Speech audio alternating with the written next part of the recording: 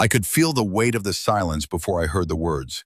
It was Christmas Eve, just past 7 in the evening, and the house smelled like cinnamon and clove from the candles my wife had placed on every surface. The light from the tree cast shadows across the living room, where I stood holding 2 grocery bags full of ingredients for tomorrow's dinner. My mother was supposed to arrive at noon, my sister and her kids at 2. Rachel looked up from her phone, leaned against the kitchen counter, and said it without hesitation.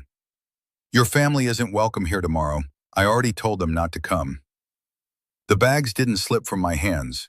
My heart didn't race. It just stopped for a second, then started again slower. I set the groceries down on the table, one bag at a time, and asked her to repeat what she'd said.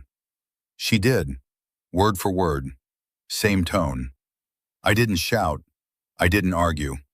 I walked to the guest room, closed the door, and made one phone call. She had no idea what she'd set in motion. "My name is David Brennan. I was 51 years old, and I had been married to Rachel for 19 years. I worked in operations management for a regional logistics company. It wasn't glamorous, but it was stable, predictable, the kind of work that kept the lights on and the mortgage paid without much drama. Rachel was a consultant, traveled frequently, made good money, and over the years had developed a sharp edge I'd convinced myself was just confidence. On the surface, we looked fine. We had routines. We had a nice home in a quiet neighborhood. We had separate checking accounts but shared expenses.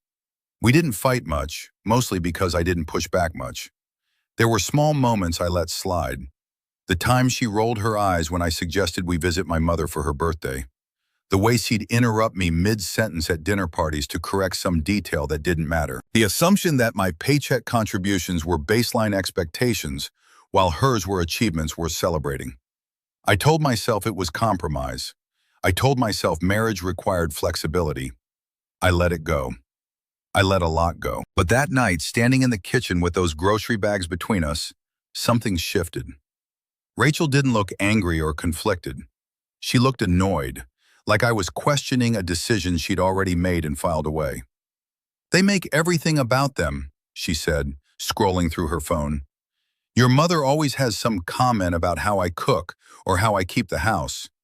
Your sister's kids are loud and they break things. I'm not doing it this year."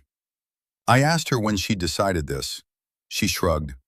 "A week ago, maybe 2. I asked why she hadn't mentioned it to me.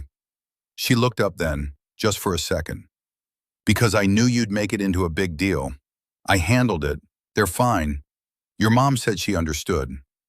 That last part was a lie. I knew it immediately because my mother would never say she understood being uninvited from Christmas. She would have called me. She would have been hurt. I pulled out my phone and saw 3 missed calls from her, 2 from my sister. Rachel sipped from her wine glass and adjusted the collar of her sweater. "You're overreacting," she said. That was the moment something inside me went quiet. I didn't sleep in our bed that night. I stayed in the guest room with the door locked and spent 4 hours going through my phone, my email, my bank statements. I wasn't frantic. I was methodical. I wanted to see the shape of things clearly, without the fog of assumption or hope. What I found didn't surprise me as much as it clarified what I'd been avoiding. Joint expenses that weren't joint. Transfers from our shared account into hers with vague notes like reimbursement and household. Texts between Rachel and her sister mocking my family, mocking me. One message stood out. It was from 6 months earlier. "He won't do anything. He never does. He just nods and pays for it." I took screenshots of everything. I organized them into folders. At 2 in the morning, I called my attorney, a guy I'd worked with years ago on an estate issue for my father. I left a voicemail. Calm. Factual. Asked him to call me back as soon as possible. Then I sat in the dark and felt something I hadn't felt in years. Not anger, clarity. When Rachel knocked on the guest room door the next morning, I didn't answer. She tried the handle, found it locked, and said through the wood that she was leaving to spend Christmas with her parents, and that I was welcome to do whatever. I heard her pack. I heard the garage door open and close. I heard the house settle into silence. I called my mother first, told her to come over, that Rachel wasn't here, that I'd explain everything later, but that I wanted her here. She hesitated, asked if I was sure. I told her I was. My sister came too. Her kids filled the house with noise and wrapping paper and the kind of chaos Rachel had always resented. We ate the dinner I'd planned. We watched old movies. No one asked where Rachel was until the evening, and when they did, I just said we were working through some things. My mother squeezed my hand and didn't press. That night, after everyone left, I sat at the kitchen table with my laptop and started writing everything down. Dates, transactions, messages. I didn't feel angry. I felt focused. The attorney called me back on December 26th. His name was Greg Mullins, and he'd been practicing family law for 30 years. He listened without interrupting while I walked him through the timeline, the financial patterns, the text messages, the disinvitation. When I finished, there was a pause. Then he said, "You've been documenting this for a while, haven't you?" I told him just since Christmas Eve. He laughed, not unkindly. "Most people come to me emotional and empty-handed. You're the opposite. That's good. That's very good." We scheduled a meeting for the following week. In the meantime, he told me to change my direct deposit, open a separate account, and stop contributing to the joint expenses beyond what was legally required. I did all of it within 48 hours. I also changed the locks. Not out of spite, but because the house was in my name, purchased 3 years before we married, and I needed to establish boundaries while we sorted this out. When Rachel came home 2 days later and found her key didn't work, she called me 17 times. I didn't answer. I texted her once. "Staying elsewhere for now. Attorney will be in touch." She replied immediately, "You're being ridiculous. Open the door." I turned off my phone. The next 3 weeks moved like a sequence of small detonations. Rachel hired her own attorney, someone she'd worked with professionally, and the tone shifted fast. Threatening letters, demands for access to the house, claims that I'd abandoned the marriage. Her attorney sent a letter accusing me of financial abuse for closing the joint account, even though I'd only redirected my own paycheck. Greg responded with a timeline showing her withdrawals and transfers over 18 months. The letter was 3 pages, precise, devastating. Every claim footnoted with bank records and timestamps. Rachel called me from a blocked number. I let it go to voicemail. She was crying, which surprised me. She said I was destroying everything over one argument, that she'd apologized, that I was being cruel.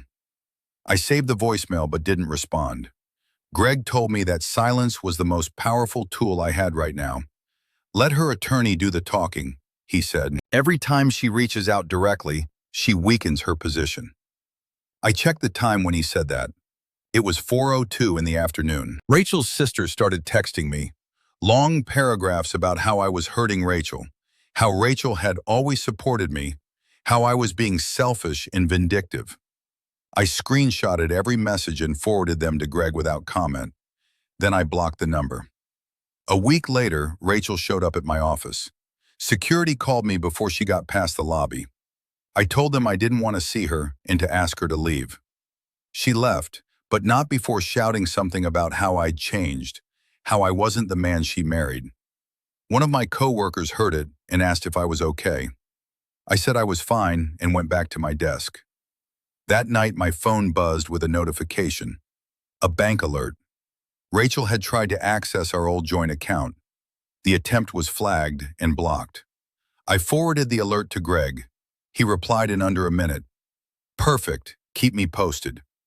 I realized then that every move she made was being recorded, tracked, and cataloged. Not by me with malice, but by systems designed to protect people from exactly this kind of behavior. The mediation meeting happened in mid-February. It was held in a conference room on the 8th floor of a building downtown, all glass and gray furniture, and air that smelled faintly of coffee and cleaning solution. Rachel arrived with her attorney, a woman in her 40s with a tight smile and a leather portfolio. I arrived with Greg, who wore the same brown blazer he'd worn to every meeting we'd had. Rachel looked thinner, tired. She didn't make eye contact when we sat down. Her attorney opened with a proposal. Rachel would agree to an uncontested dissolution if I agreed to split the house proceeds 50-50 and cover her legal fees. Greg didn't blink. He slid a folder across the table. Inside were printouts of every transaction, every text message, every withdrawal. He walked through them one by one, calm, factual, no theatrics. Rachel's attorney took notes. Rachel stared at the table. When Greg finished, he leaned back and said, "Your client has been systematically transferring marital funds into personal accounts while simultaneously disinviting his family from their home on a major holiday. The house is premarital property. We're not splitting it. We're not covering fees. If you'd like to proceed to court, we're prepared." Rachel's attorney looked at Rachel. Rachel looked at me for the first time since we'd sat down. Her eyes were red. Her voice was quiet. "I didn't mean for it to be like this." I didn't respond immediately. I let the silence sit there between us. Then I said, "You chose who mattered when you told my mother not to come. You made it clear where I stood. I'm just making sure the paperwork reflects that." She started to cry. Not loud, just tears running down her face while she looked at her hands. Her attorney put a hand on her arm. Greg waited. I waited. Finally, Rachel's attorney asked for a recess. We stepped out. Greg and I stood by the window overlooking the street. He didn't say anything for a while. Then he asked, "You doing okay?" I told him I was. He nodded. "Good, because this is almost over." When we went back in, Rachel had signed the amended agreement. No house split, no fee coverage, clean dissolution. She didn't look at me when she left. I changed the address on my driver's license 2 weeks later. Filed the final paperwork a week after that. The house felt different once it was legally, unambiguously mine. Lighter somehow. I repainted the guest room, threw out the candles that smelled like cinnamon and clove. My mother came over one Saturday in March and helped me rearrange the furniture. We didn't talk about Rachel much. Mostly we just worked in comfortable silence, the kind you can only have with people who've known you long enough not to need explanations. That night after she left, I sat on the back porch with a cup of coffee and listened to the rain hit the roof. The air was cool, the sky was dark. I didn't feel triumphant. I didn't feel victorious. I felt unburdened. I felt like I could breathe all the way down for the first time in years. Silence isn't surrender. Sometimes it's preparation. Sometimes it's the only way to hear what's been true all along. If you'd been in my place that Christmas Eve, would you have made the call? Or would you have let it go one more time? Tell me in the comments where you're listening from. Your presence means more than you know. If stories like this matter to you, subscribe. Let's keep walking this road together.